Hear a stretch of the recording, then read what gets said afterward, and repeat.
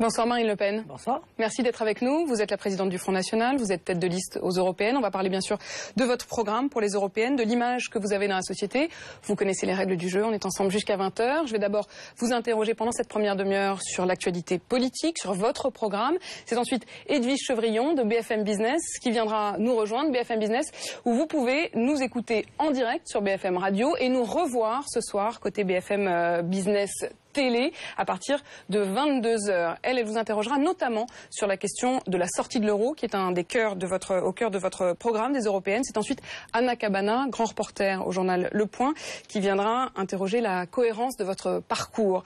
François Hollande a fait 2 interventions cette semaine sur l'Europe, sur la commémoration de l'esclavage, et dans les 2 cas, il vous attaque de front, il cible le Front National. Alors d'abord, dans sa tribune sur l'Europe, il dit, je cite, « En France même, des forces cherchent à défaire l'Europe en spéculant sur la déception, en misant sur le découragement, en exhumant les peurs. Ceux-là se prétendent patriotes, ils ne croient plus à la France. » Est-ce que vous vous reconnaissez? Est-ce que c'est vous qui le ciblez? Oui, bien sûr, c'est nous qui le cible, comme tous les autres d'ailleurs. Il ne fait pas preuve d'une grande imagination. Le moins qu'on puisse dire, c'est que l'ensemble de cette campagne européenne consiste à taper sur le Front National, sans d'ailleurs parler des problèmes concrets des Français. Le président de la République ne le fait pas non plus. Il ne parle pas de la concurrence internationale déloyale, il ne parle pas de l'immigration massive à cause de l'ouverture des frontières. Il parle des doutes. Il ne parle pas. Non, il ne parle pas. Il est dans... Voilà l'enfilade de traditionnelle, d'incantation. Ça vous a pas convaincu, quoi, l'Europe c'est la paix, etc. On est dans l'incantation. Mais dès qu'il s'agit de parler concrètement de ce que vivent les Français au quotidien, qui est la conséquence de l'Union européenne, ou plutôt la conséquence de la soumission de cela à l'Union européenne, il n'y a plus personne. Et François Hollande n'évoque pas le chômage, il n'évoque pas l'effondrement du pouvoir d'achat. Il dit justement, que l'Union européenne peine à convaincre sur les questions justement de baisse du chômage.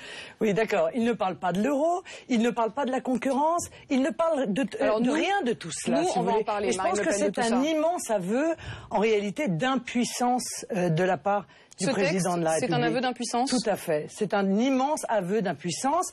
C'est aussi la démonstration que le système est en panique. Le système est en train de paniquer parce que avant tout était sous contrôle. C'est le système de la caste politique, médiatique, la caste d'experts qui sont en permanence sur les plateaux de télévision. Vous les connaissez bien. Vous passez votre vie à les inviter et qui sont les défenseurs d'un système dont on voit bien aujourd'hui qu'il défend les intérêts des marchés financiers, des banques, de la caste en question, mais qui va à l'encontre de l'intérêt du peuple français. Voilà, ça me paraît extrêmement clair. On va revenir dans les détails. Je voudrais juste quand même, dans cette phrase de François Hollande, il dit vous spéculez sur le découragement, vous exhumez les peurs. Non mais les Français ont une réticence absolue à l'égard de l'Union européenne. Vous croyez que ça leur est tombé dessus comme ça? Vous croyez que c'est à cause de moi? Ou vous croyez que c'est parce qu'ils sont intelligents et lucides et qu'ils ont bien vu dans les 15 dernières années que plus il y avait d'Union européenne, plus leurs difficultés s'aggravaient, que la concurrence internationale déloyale était une des raisons de la désindustrialisation de notre pays, que l'euro avait augmenté considérablement les prix des produits, que l'euro était un frein au retour de l'emploi, que l'euro est un frein à la compétitivité de nos entreprises, que la pêche, que l'agriculture est directement touchée par les contraintes multiples qui sont posées par l'Union européenne, que l'immigration n'a eu de cesse que de s'aggraver dans notre pays pour une raison simple, c'est que l'Union européenne non seulement nous interdit de nous protéger face à cette immigration, mais en réalité nous oblige à accepter cette immigration. Donc les Français voient bien tout cela. Pourquoi voulez-vous qu'ils continuent? Ils ne sont pas suicidaires. Et donc ils vont exprimer le 25 mai prochain leur désaccord avec la politique menée par l'Union européenne, politique soutenue par l'UMP et le PS. Hier, il a donc recommencé. Le contexte, c'est que le nouveau maire Front National de Villers-Cotterêts a boycotté la cérémonie de commémoration de l'esclavage, et en particulier dans son village, la cérémonie à la mémoire du général Dumas, né esclave, mort général justement, dans cette ville de Villers-Cotterêts. François Hollande dénonce ce boycott. Il dit tout le monde devrait célébrer le général Dumas, notamment le maire qui devrait s'honorer de célébrer un des citoyens les plus illustres de sa ville. Est-ce que vous soutenez ce boycott?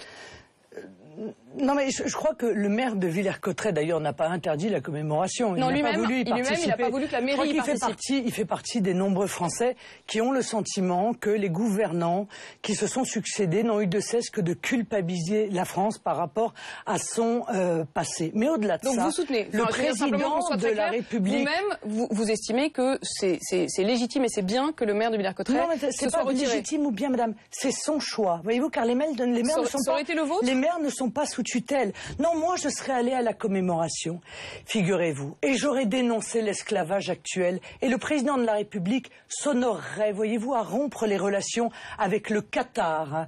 Voilà, petit pays par la superficie, mais grand pays par l'esclavage qu'il met en œuvre. Je vous signale qu'il y a, ne serait-ce que pour les ressortissants venant d'Inde, 400 ressortissants venant d'Inde qui sont morts sur les chantiers du mondial de football au Qatar dans l'indifférence générale de nos grandes consciences européennes. Eh bien, le président de la République devrait s'attaquer à l'esclavage aujourd'hui, car il est bien de travailler le devoir de mémoire pour hier, mais pas si l'on est aveugle sur l'esclavage d'aujourd'hui. Alors voilà, il donne des leçons d'honneur, eh bien je lui en renvoie bien volontiers. À François Hollande, donc. À François Hollande, tout à fait. Manuel Valls, le Premier ministre, en a rajouté lui aussi une couche. Hein. Il dit se soustraire à cette exigence donc de mémoire, c'est non seulement une faute, un manquement très grave, c'est au fond dire qu'on n'aime pas la France. Vous n'aimez pas la France? Écoutez, monsieur Manuel Valls n'a pas de leçon d'amour de la France à me donner. Pourquoi il n'aime pas la France? Parce que cet homme est le mandataire liquidateur de la France nommé par Bruxelles. C'est le grand équarrisseur qui est en train... Oui, le grand équarrisseur de la France, oui, qui est en train de vendre la France à la découpe. À toi, un petit bout au Qatar, un petit bout à l'Allemagne, un petit bout aux États-Unis, un petit bout à l'Union européenne. Alors je vais vous dire une chose. Vous dites que solennellement,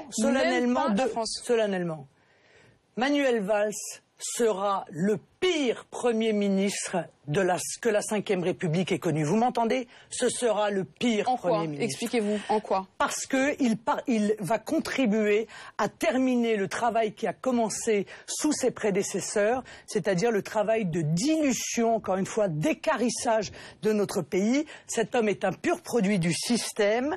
D'ailleurs, il se moque des Français. La réalité, elle est là. Les Français ne sont dans son esprit qu'un marchepied pour sa petite ambition personnelle. Voilà. C'est uniquement personnel. À aucun moment vous n'acceptez de dire quelque chose de positif éventuellement sur Manuel Valls? Ah non, je crois que c'est un homme... rien de positif? Non, c'est un homme qui méprise profondément les Français, qui méprise profondément les grandes valeurs qui sont celles de notre pays, qui méprise la liberté. On l'a vu d'ailleurs à l'œuvre. Hein. Il a été arrêté net parce qu'il a vu qu'il y avait une opposition de la part de la population, mais il s'apprêtait à mettre en œuvre des mesures qui visaient à supprimer ou en tout cas à encadrer la liberté d'expression sur les réseaux sociaux. Et ça, je pense que l'ensemble des jeunes l'ont compris. C'est la raison pour laquelle il est aussi impopulaire aussi à l'affaire Dieudonné. Voilà, non, mais pas seulement. Non, pas seulement la volonté de supprimer des hashtags sur Twitter, etc. Je pense que la jeunesse de France est extrêmement lucide sur le Premier ministre Manuel Valls. Le Premier ministre est un de ceux qui a la meilleure opinion de la part des Français de la Ve République. Est-ce que ça veut dire que les Français se trompent? Ça veut dire que dans ce gouvernement, il y a tellement de gens pour lesquels les Français n'ont aucune confiance que c'est un petit effet miroir. La réalité, c'est que c'est un multirécidiviste de l'échec, Manuel Valls. Qu'est-ce qu'il a réussi, cet homme, dans la vie, à part monter les quelques marches? Quand les Français lui font crédit d'une bonne opinion, les Français se trompent. Les Français, vous permettez? On va les laisser parler à l'élection. D'accord?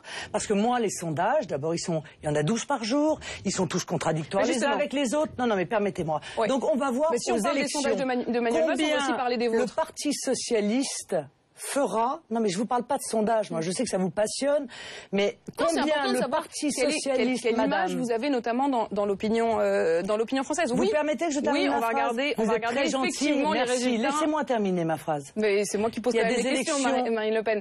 Non mais madame, si vos questions sont plus importantes à vos yeux que les réponses que je vous apporte, à ce moment-là, invitez-vous vous-même pour y répondre. Non, c'est pour ça que je vous invite, Marine Le Pen. D'accord, donc je suis en train de vous dire exactement l'inverse. Mais comme vous n'écoutez pas la fin de ma phrase, vous n'entendez pas ce que je dis. J'ai tout à fait écouté votre phrase, vous étiez en train de dire que vous verriez les résultats des élections européennes. Dans 10 jours, il y a des élections européennes. Je pense que le Parti socialiste va faire un score catastrophique. Je vous rappelle que le Parti socialiste a tous les pouvoirs dans notre pays.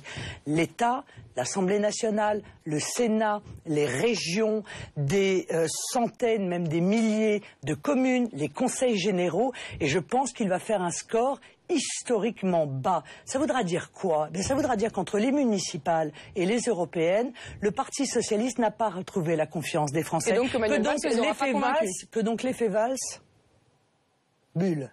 Voilà. 0, dites-vous. Il y a justement ce sondage dans Le Parisien de ce matin qui dit que 68% des Français ont une mauvaise opinion de vous et que 78% ne vous feraient pas confiance si vous deviez gouverner le pays. Est-ce que vous êtes prête à gouverner, Marine Le Pen? Oui, je suis prête à gouverner, madame. Oui. Est-ce que vous bluffez? Non, pas du tout. Parce que votre père, Jean-Marie Le Pen, disait qu'il était prêt en 2002 et justement, depuis, a posteriori, il avoue que non. En fait, il n'était pas prêt. Eh ben, moi, je suis prête. Mais il disait la même chose. Non, mais madame, moi, je suis prête. Vous dites... Voilà. Moi, je suis prête et je pense qu'il est urgent de changer radicalement de politique dans notre pays. Pourquoi vous êtes prête aujourd'hui et vous n'étiez pas prête, visiblement, il y a 10 ans? Mais madame, parce que j'ai construit autour de moi tout un réseau de personnalités compétentes, de personnalités investies, qui connaissent parfaitement les domaines que dont je voudrais les charger le jour venu et qui pourront me permettre de redonner à la France sa fierté, de redonner à la France sa liberté, son indépendance, sa souveraineté, sa prospérité, sa sécurité. Voilà, je vous dis, je suis prête autant qu'on peut l'être. Autant qu'on peut l'être. 60% des Français estiment que vous êtes raciste. Est-ce que vous êtes raciste? Mais madame, à qui a-t-on posé cette question? Ou plutôt, a-on posé cette question pour d'autres responsables politiques? Je vais vérifier, mais simplement, il que c'est une des questions qui a été posée. Non. Bon, alors vous trouvez que c'est injuste? Vous trouvez que c'est injuste? Non, mais c'est pas ça. Je pense que c'est un sondage de combat, madame. Je pense que nous sommes à une période où les différents éléments nous permettent de penser que le Front National pourrait arriver en tête. Et ça, ça rend le système fou, car il va perdre la maîtrise. Alors, polémiques artificielles, sondages plus ou moins manipulés, attaques concentrées on pourrait poser la question sur d'autres peut-être, mais il se trouve qu'elle a été posée sur vous et qu'effectivement 60% des Français disent qu'ils pensent que vous êtes raciste. Est-ce que vous êtes raciste? On mesure le bruit médiatique. Mais est-ce que vous êtes raciste? Non, madame, je ne suis pas raciste. Je défends tous les Français, quelle que soit leur couleur, quelle que soit leur religion, quelle que soit leur origine, quelle que soit la date à laquelle ils sont devenus Français. Il suffit de le dire, parce que visiblement les Français ne sont pas convaincus. S'il suffisait de le dire, ce serait effectivement très simple. Mais quand, encore une fois, vous avez face à vous des médias, des politiques qui passent leur vie à dénigrer, à attaquer personnellement, violemment, eh bien, il y a du bruit médiatique. Enfin, vous me direz, en même temps, quand c'est BVA, je m'inquiète pas des masses, parce que c'est ceux qui, pendant la présidentielle, me mettaient derrière Mélenchon. Mais vous dites, et depuis le début de cette émission, vous l'avez dit à plusieurs reprises, que le système s'agite. C'est quoi le système, Marine Le Pen? Le système, madame, ce sont ceux qui veulent que les choses ne changent pas. Voilà. Ce sont ceux qui en croquent, qui en vivent. Ce sont les élites? Oui, bien sûr, les élites autoproclamées. Pardon, les élites autoproclamées. Alors vous allez retrouver là, vous allez retrouver là la caste politique qui fait tout pour que le système perdure, d'ailleurs que surtout on ne change rien. Il y a là les journalistes, il y a les experts, les économistes qui viennent sur les plateaux de télé. Est-ce que les élites, Marine Le Pen, se reproduisent entre elles? Oui, bien sûr. Dont on s'aperçoit que la plupart sont des salariés de banque. Ça devrait nous interroger, ça. Vous vous souvenez, on disait ça. Quoi, des experts? Oui, d'où tu parles. Voilà, c'est ça qu'on disait. D'où parles-tu?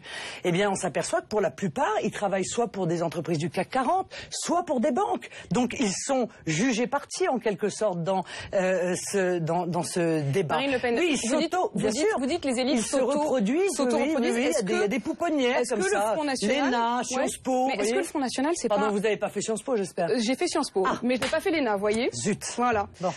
Et Marine Le Pen, je suis très heureuse d'avoir passé le concours de Sciences Po et de l'avoir réussi. Mais je suis ravie, je suis absolument ravie pour vous. Marine Le Pen, justement, vous dénonciez les élites, vous dites qu'elles se reproduisent entre elles. Est-ce que le Front National, dans un sens, c'est pas aussi un peu pareil? Parce que chez vous, finalement, c'est aussi pas vraiment une méritocratie, mais un héritage. On est chef de père en fille, en nièce.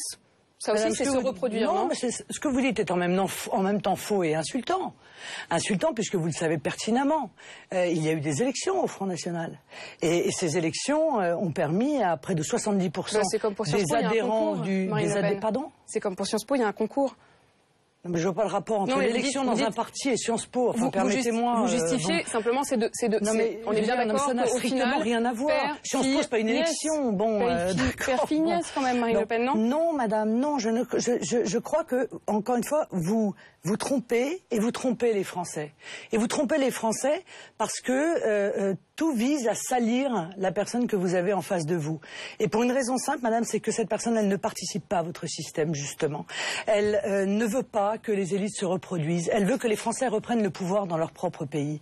Elle veut pour cela qu'on leur rende leur souveraineté. Elle ne veut pas que la France devienne un pays esclave, avec un peuple esclave, avec une liberté qui aurait été transférée à une instance supranationale. Et c'est notamment au cœur de votre programme que je sais vous défendez. D'ailleurs, c'est nouveau d'ailleurs parce qu'en 2002, je crois que vous étiez chevènementiste, me semble-t-il. Vous avez fait sa campagne. Vous avez donc changé d'avis. D'accord. Donc effectivement, vous avez décidé. Effectivement, à l'époque, je suis absolument pas comptable vous étiez aussi pour la souveraineté. Chère Marine Le Pen. Oh, ne vous excusez pas d'avoir été chevènementiste. D'autres très bien l'ont été. Alors, est-ce que je viens de m'excuser? Est-ce que je suis excusée, Marine Le Pen? Tout ça pour dire qu'il y a effectivement d'un côté ceux qui ne croient plus en la France. C'est-à-dire qu'ils pensent qu'elle est trop petite, trop faible, qu'elle n'y arrivera pas. C'était un personnel, Marine Le Pen, parce que je trouve quand même que ce que vous dénoncez, vous le pratiquez finalement, Marine Le Pen, visiblement. Voyons. Ah, c'est moins agréable, pensez-vous qui en êtes victime? Je me sens parfaitement à l'aise, Marine Le Pen. On va parler justement de votre programme. Vous dites renégociation des traités. C'est exactement ce que disait François Hollande pendant sa campagne en 2012. Il disait, je vais renégocier le traité budgétaire. Il n'a pas réussi. Comment est-ce que vous arriveriez? Il n'a pas essayé, madame. Il n'a pas essayé, jamais. Il n'a essayé de... Et vous y arriveriez? Mais bien sûr, je vais y arriver pour une raison simple, c'est que je vais organiser un référendum. Donc le temps de cette négociation, vous voyez, sera le temps électoral du référendum. Donc si je n'y arrive pas, si l'Union européenne ne veut pas m'écouter, ne veut pas rendre au peuple français sa souveraineté territoriale pour maîtriser notre immigration et arrêter cette immigration massive, notre souveraineté monétaire, notre souveraineté économique pour pouvoir faire un patriotisme économique et un protectionnisme intelligent. Et notre souveraineté législative, parce que je considère que les lois votées par les représentants des Français, si tant est qu'ils en soient réellement les représentants, ça c'est un problème de mode de scrutin, doivent être supérieures à n'importe laquelle des directives ou des traités européens. Alors soit j'y arrive, et à ce moment-là je dirai aux Français, écoutez, nous avons retrouvé l'essentiel de notre liberté, nous pouvons donc dans ces conditions rester dans une structure européenne qui aura donc totalement changé de nature, soit je n'y arrive pas, et à ce moment-là je dirai aux Français, eh bien voilà, vous avez le choix. Moi je vous propose de sortir de l'Union européenne. Vous reconnaissez donc qu'il y a une possibilité pour que vous n'y arriviez pas? Non, encore une fois madame, excusez-moi, non, c'est pas compris. Soit l'Union européenne accepte cette négociation, accepte de rendre aux Français leur liberté. Soit elle n'accepte pas, alors je demanderai aux Français par référendum de sortir de l'Union européenne. Vous voyez, je veux dire, on peut être en désaccord avec moi. Et moins qu'on puisse dire, c'est que sur les plateaux de télévision, c'est assez rare de trouver des gens qui sont d'accord. Marine Le Pen, vous savez très bien, je vous ai souvent invité. C'est la quatrième fois que je vous interviewe. C'est pas le problème de m'inviter. C'est pas tout à fait juste. Madame, c'est pas le problème de m'inviter. Le problème, c'est que l'ensemble de la classe politico-médiatique pense la même chose.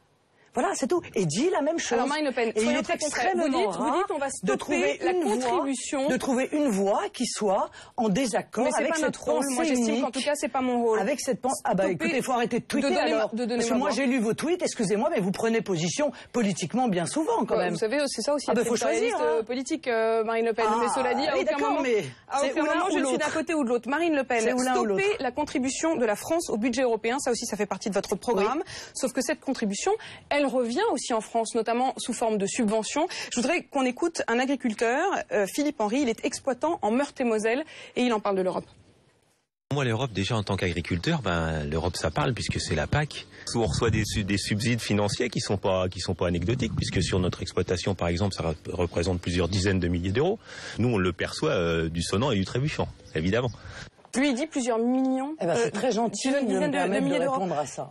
Merci l'Europe quand même. Comment est-ce qu'ils vont faire sans ces sous? Lui, c'est ce qu'il dit en tout cas. Ça me fait penser à la blague de Coluche. File-moi ton portefeuille, je te filerai 100 balles. Je sais, je l'ai déjà entendu, vous l'avez bien dit sur cette antenne, cette blague-là. Eh bien, c'est exactement cela. Mais visiblement, lui, en tout cas, il estime que merci l'Europe.